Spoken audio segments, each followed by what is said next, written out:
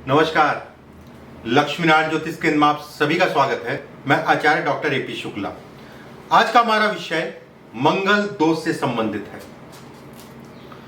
बहुत सारे बच्चे बच्चियां हैं, माता पिता हैं जो चिंतित हैं अपने बच्चों की जन्म कुंडली में मांगलिक या मंगल दोष को लेकर, और चिंता का विषय भी है।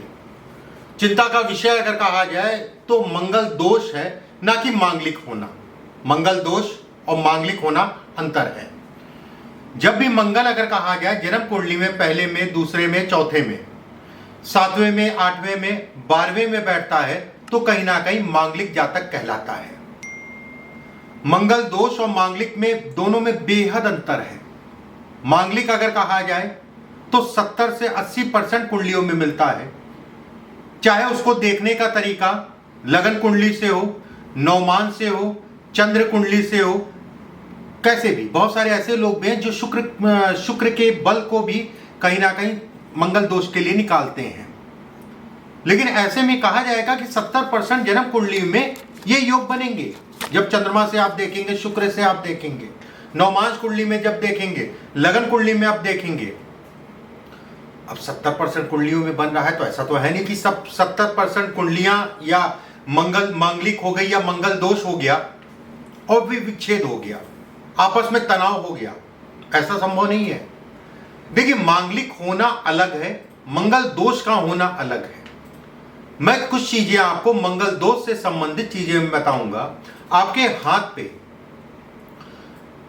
इन रेखाओं को देख लीजिएगा। अगर ये रेखा है तो सावधानी से विवाह में चलिएगा।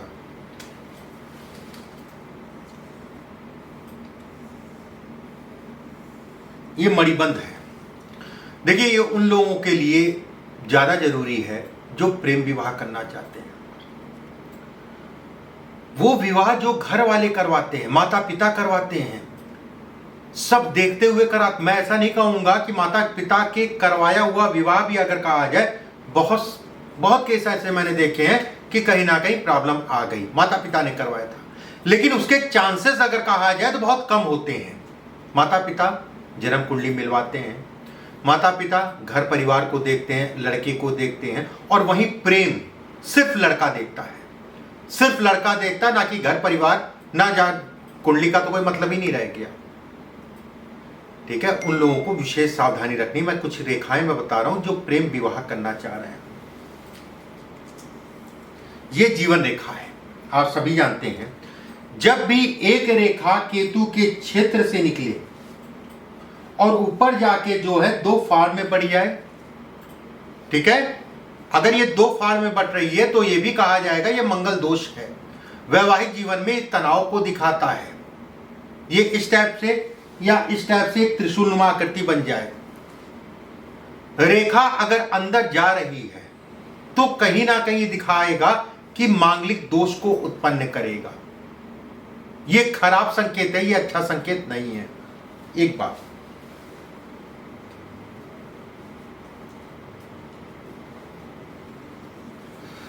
जीवन रेखा और मस्तिष्क रेखा अगर आपके हाथ में अलग है, दाहिने हाथ और बाएं हाथ दोनों में अलग अलग है, ठीक है।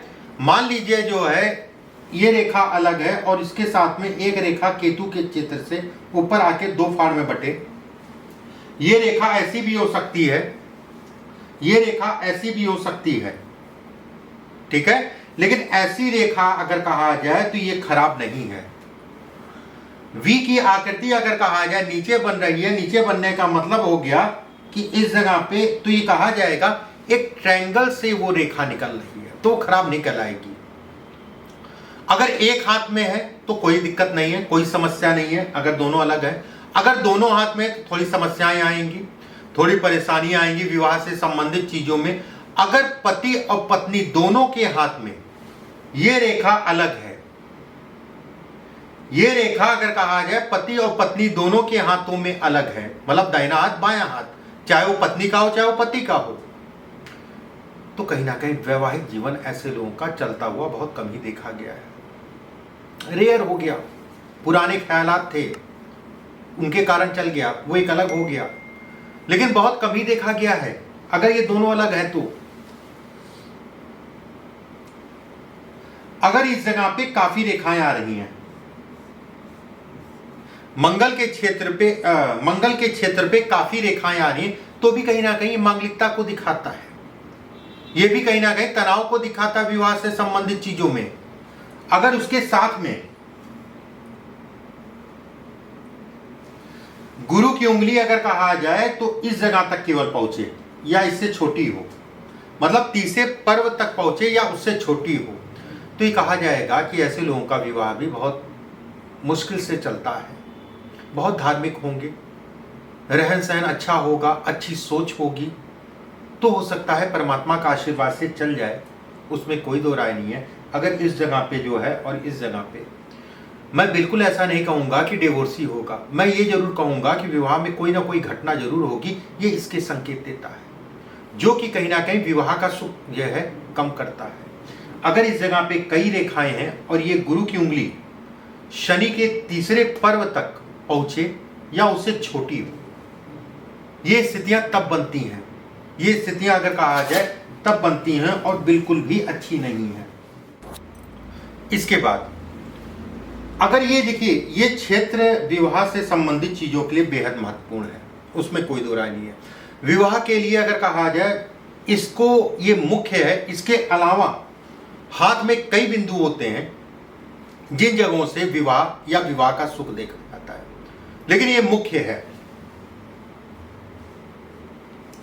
हृदय रेखा ये कहलाती है, जिन लोगों की हृदय रेखा ये ज्यादा पास से होती है।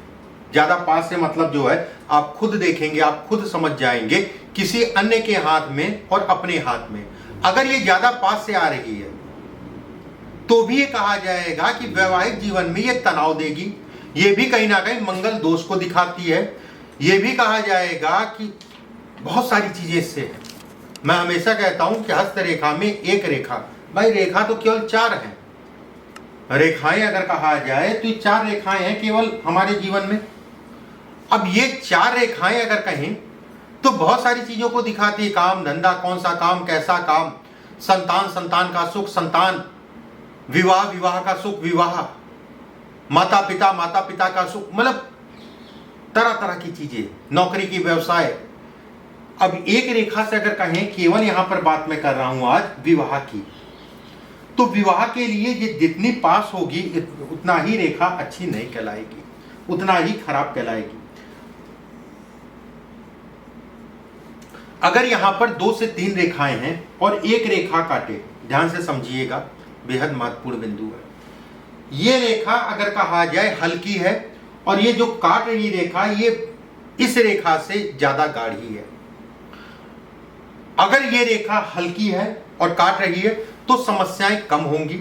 अगर ये रेखा ज्यादा है, ज्यादा गाढ़ी है ये रेखा, और पट रेखाएं जो है हल्की हैं, तो ये कहा जाएगा कि ये भी अच्छे संकेत नहीं है, ये ज्यादा नुकसानदायक है। विवाह या वैवाहिक जीवन को देख दाख के चलिएगा, सोच समझ के करिएगा। प्रेम साल 2 साल 3 साल का हो सकता है, लेकिन विवाह अगर कहा जाए तो उसकी आयु अगर कहा जाए तो बड़ी लंबी है। 20 साल, 30 साल, 40 साल, 50 साल, 60 साल, 70 साल, जैसा परमात्मा ने भेजा। अगर ये रेखाएं काट रही हैं तो सावधानी बरतिएगा। इसकी बात की है तो एक चीज और मैं बता देता हूं आपको। ये विवाह की रेखा है, एक रेखा नीचे की तरफ जाए, ये भी मंगल दोष है, ये भी मांगलिकता या मंगल दोष से संबंधित चीजें हैं। वैवाहिक जीवन में असंतुष्टि को ये दिखाता है, कारण कुछ भी हो सकता है। विवाह के सुखों में ये कमी को भी दिखाता है, कारण कुछ भी हो सकता है। ऐसे लोग अगर कहा जाए तो दोनों की सोच अलग होगी, ठीक है, वो सोच अलग वाली स्थिति ये पैदा करता है। एक कहेगा ये, दूसरा कहेगा वो, ये इसके भी संकेत देता है। अगर ये रेखा नीचे जा रही है तो ये खराब है। अगर ये रेखा ऊपर जा रही है, ध्यान से समझिएगा, अगर ये रेखा ऊपर जा रही है और पूरी तरीके से बनी है, स्पष्ट साफ बनी है, इससे बड़ा मंगल दोष नहीं हो सकता। इससे बड़ा मंगल दोष नहीं होता। अगर कहूं, ऐसे लोगों का विवाह नहीं होता है।